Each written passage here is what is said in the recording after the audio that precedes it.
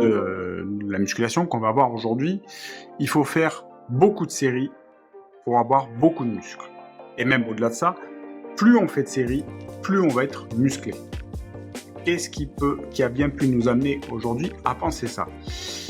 Dans l'inconscient collectif, c'est vrai qu'on parle de la musculation, mais dans le sport en général, dans la musculation, dans le sport, dans la vie, plus c'est mieux, tout le temps.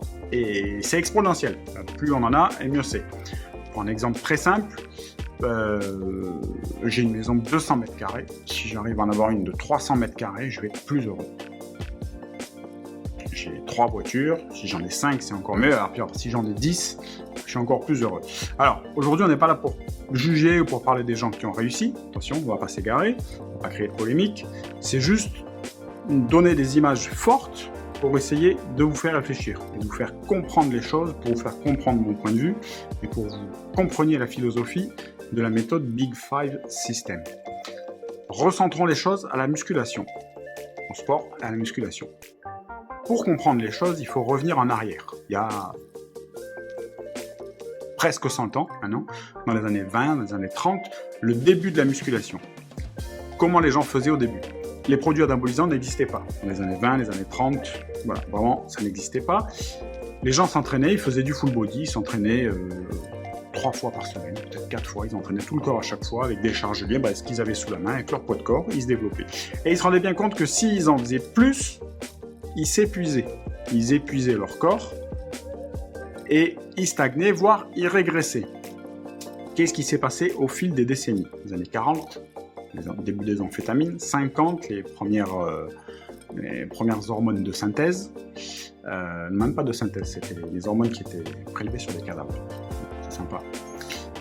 60, 70, qu'est-ce qui s'est passé ? Les bodybuilders ont commencé à détourner ces médicaments, c'était des médicaments à la base, pour augmenter leur performance, pour se doper, pour se charger.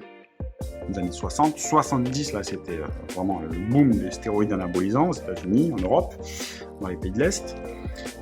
Les bodybuilders se dopaient. Donc qu'est-ce qui s'est passé ? On s'est rendu compte qu'en prenant des anabolisants, on optimisait notre récupération. Au lieu de mettre 48, 72 heures, 96 heures, 2, 3, 4 jours pour récupérer, il nous fallait 24 heures. Et puis, qu'est-ce qui s'est passé aussi ? On s'est rendu compte qu'on pouvait faire des séances plus longues. De 1 heure et demie, on est passé à 2 heures, 2 heures et demie, 3 heures. Bi-quotidien. Arnold Schwarzenegger s'entraînait matin et après-midi. Des fois matin, midi et soir. 3 fois par jour. 6 jours par semaine. Arnold, pas critiquer, mais c'est un bon exemple, tout le monde connaît Arnold. Arnold faisait 6 entraînements semaine, il faisait jusqu'à 35 ou 40 séries par muscle. Voilà, il avait vu que ses épaules, ses deltoïdes, c'était son point faible, il est monté jusqu'à 10 séries par faisceau. 10-12 séries par faisceau. 10 devant, 10 côté, 10 derrière. Ça fait 30, 35, 40 séries. Qu'est-ce qui s'est passé ? On ne va pas dire que c'est de la faute d'Arnold, mais voilà, Arnold s'est fait connaître, il a fait du cinéma. Tout le monde a vu Conan le Barbare, Terminator. L'avènement des mecs musclés dans les films, c'était les années 80, 90 même. Qu'est-ce qu'on a fait ? Basiquement, on a regardé comment étaient ces gens, on est allé voir leur entraînement. Arnold, qu'est-ce qu'il fait ? Il fait 30 séries, 40 séries pour les épaules. Je vais faire pareil.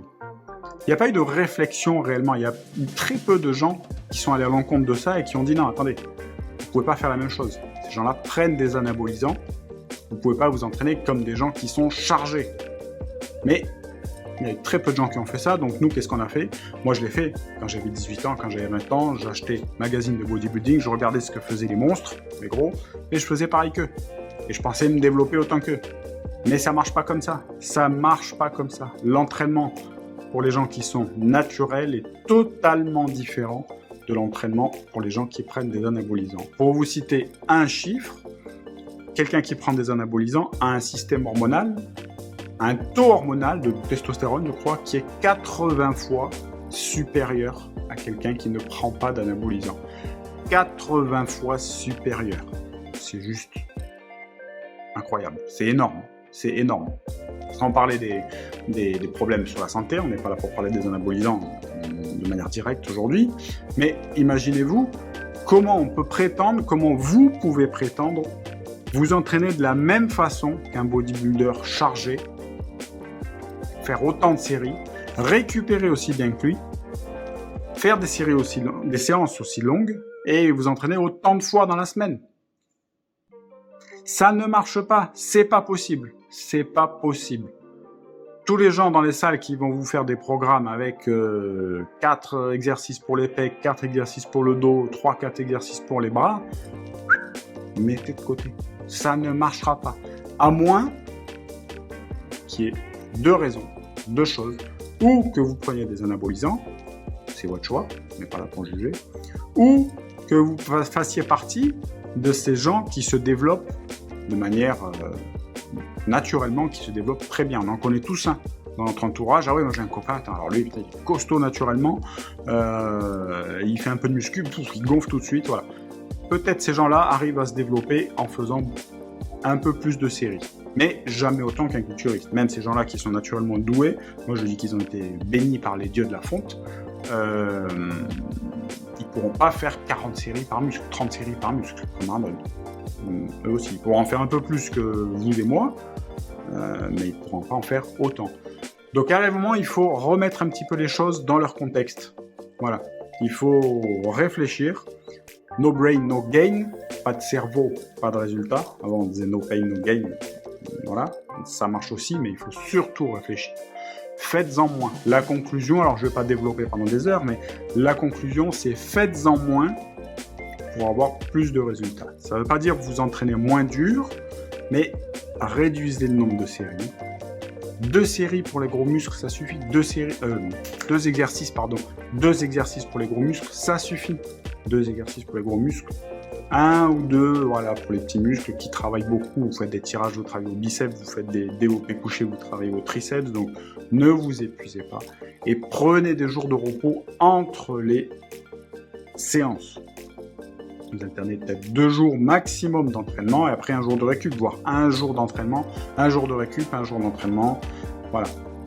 Voilà, donc c'est vraiment, il faut vraiment faire la part des choses. Il faut arrêter d'imiter l'élite. Moi, je prends cet exemple, un coureur régional de 100 mètres, il ne va pas s'entraîner comme Usain Bolt, comme un pro qui fait les Jeux Olympiques, qui va peut-être prendre des produits, qui fait que ça toute la journée, qui dort bien, qui a des soigneurs, qui a des diététiciens, tout est optimisé aux petits oignons, voilà. Non, on n'est pas comme eux, on n'est pas comme eux, on ne vit pas sur la même planète. Regardez-les, si ça peut vous inspirer, vous motiver, de par leur physique, de par les charges qu'ils soulèvent, pourquoi pas, on s'en fout, chacun sa motivation, chacun son inspiration, mais ne les imitez pas, d'accord? Ne les imitez pas. Réduisez vos séances, faites moins de séries, séances plus courtes, 1h30 c'est maximum, 1h15, 1h même, 45 minutes même. Certains auteurs qui préconisent des séances courtes, 45 minutes, vous faites 3-4 exercices, ça suffit pour rentrer à la maison, voilà, votre taux hormonal il est bien.